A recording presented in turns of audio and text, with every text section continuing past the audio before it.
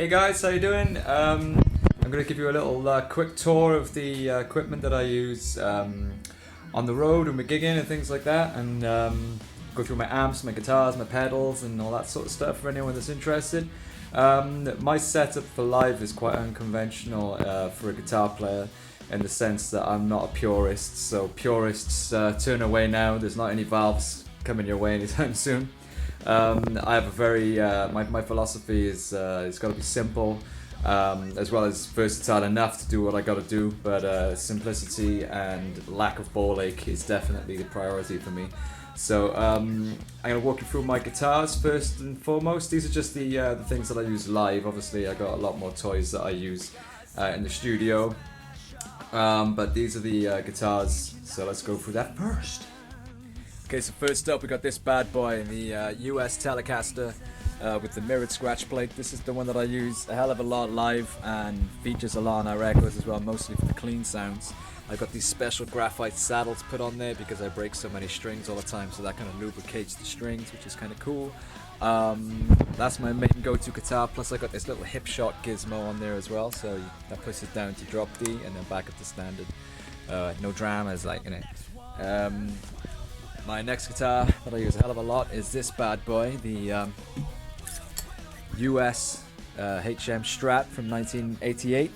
As you can see, this particular one is my favorite guitar because it's the first proper guitar that I ever got, and it's seen a hell of a lot of abuse. This is a big crack down there, and there's big chunks taken out of it, and back's all messed up and things like that. But it's a 24 fret Strat with a flying bridge, and I've got a chunk of wood in the back to stop the bridge from flying because I hate flying bridges.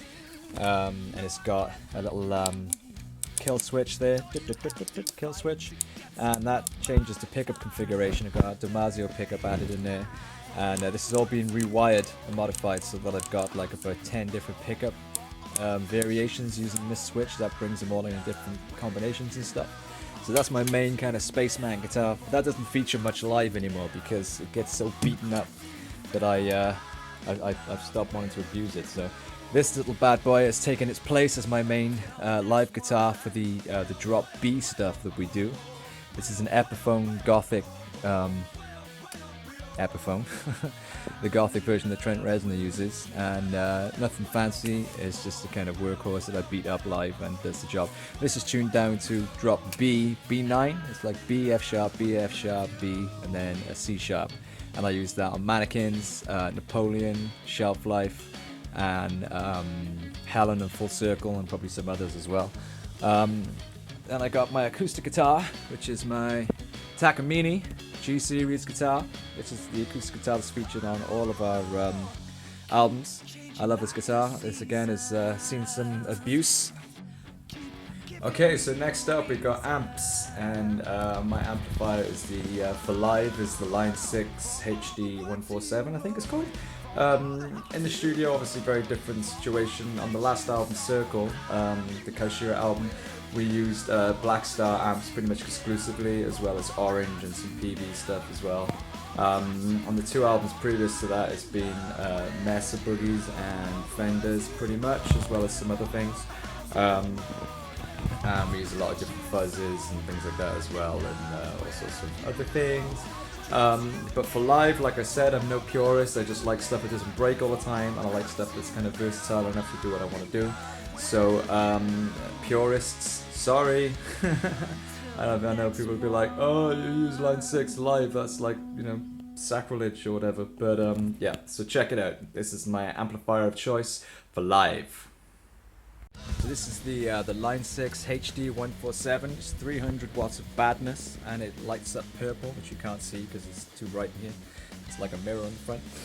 The reason I use this is because live, I'm just all about simplicity and practicality, and I don't want to be like changing valves and stuff like that every 2 minutes. So this does the job for me live. All I use on this is a single clean channel, which is set to the Fender Deluxe, and I've got some compression, and I've got a little bit of reverb and a little bit of noise gating as well, and that's it. That's my clean sound. So I just use this for clean, and I do all my drives and everything on the floor, and it does the job, man. It's got compression, it's got noise gating, and it's been halfway around the world and back, and it's never given me any problems ever. So I can't fault that. And it saves me having to cart around a real Fender Deluxe and a Mesa Boogie and stuff, which are going to get smashed to bits and I'll cry. So this does the job for me, right?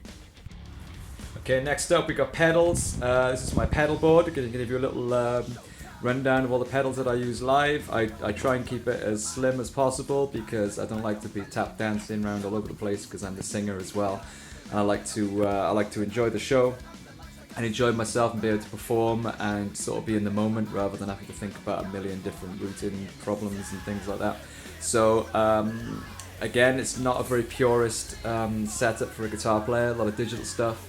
That's just because, you know, just for ease of use, like I say, studio, totally different scenario. I've got a big treasure chest full of pedals and stuff that I use at the house and at the studio. But for live use, I just like it to be simple, effective, and I don't want to be like looking at my feet too much. So this is my pedal board, check it out.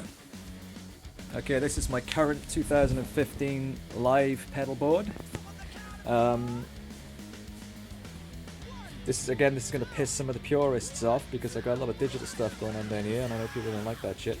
But my pedal of choice, which has been for a long time now, is the Proco Turbo Rat. I love this pedal. You can see the settings. I've got it there, and I got elastic bands under all of my turning knob things because that stops them. Because I stamp on these all the time because I can't see what I'm doing because I'm singing, and they get turned and things like that. So I put elastic bands under everything. It stops everything moving. Pretty cool trick. So that's my pedal of choice because it's a little bit distortiony and a little bit fuzzy, and I kind of like that combination of the two. Like I said, on the last album we used a Mesa drive on the one side and shitloads of fuzz on the other, so this is a kind of nice middle ground between those two, and it's a workhorse, and I can play full bar chords and stuff on there and inverted chords, and it comes through nice and clear and heavy, so that's great. I've also got the Z-Fex Fuzz Factory as well here. Ignore that, I don't know what the hell that is.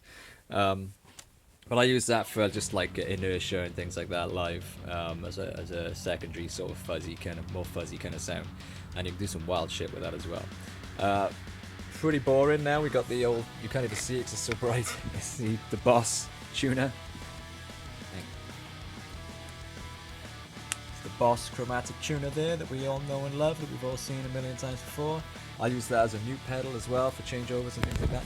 And underneath this platform, if you can see in there, and there's a Line 6 G30 wireless system that I use, which comes out of this little hole here, plugs into there. This thing here, which is the line selector, the Boss LS2, I use this as a controller for this, which is the Digitech RP something or other. I'm not sure which one it is. RP500, there we go. So I use this, again, this is going to piss the purists off because, you know, it's digital and that's, you know, sacrosanct, or whatever the word is. So I use this just because, like, I don't want to have, you know, like a whammy pedal and a wah-wah and a delay and loads of things under here that I've got to dick around with. So this thing, it's just got it all in there for me, just for like live practicality, basically. I've got a whammy, I've got a wah, I've got some kind of like vibrato delay kind of Memory Man rip-off kind of thing that I use. Flanger, and this thing is the looper that I use as well, sometimes, you know, for the big endings and the noisy bits, which has got a whammy built into it. And there's other stuff on there as well that I use, but this is my kind of like basic kind of multi-effect stuff that I use. In the studio, we would never use anything like this, of course. You know, on the album, we use real crybabies and the real the whammy pedals and things. But for live, I just line up the patch that I want to start the song, and then coming back to the LS2, that just punches it in and out. So I haven't got to like be dancing with my feet, which I hate doing. I just line up the patch that I want, and you can't hear this until this comes on. And then I stamp on that, and that's out the picture. So for me, that's practical. I got one foot to do my distortion, and then bring in the multi-effects. So for me, when I'm singing, I don't have to look at any of this stuff. I haven't got to touch any of this. I just look at these two bad boys now and again, or just whack it with my foot and job done. I use the MXR micro amp for my solos, just to blast them out.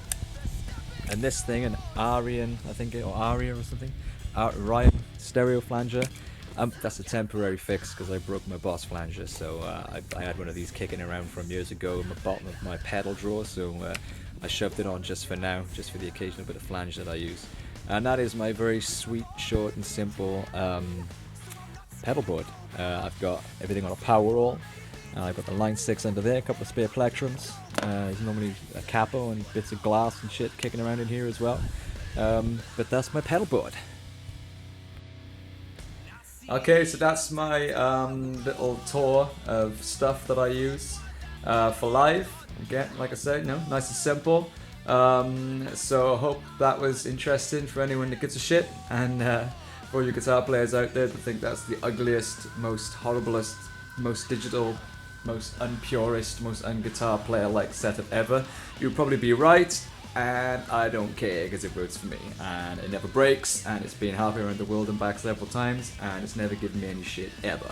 So I'm happy with that, and there we go. So let us know if you guys use anything different and you reckon you've got any more recommendations for me or anything that I could use to improve or to add to what I've got, within the philosophy of usage that I use the stuff for. And yeah, leave me your comments. Don't tell me anything about I should be using valves and that, because I won't listen. And I'll see you all again soon. Take care of yourselves. Bye bye.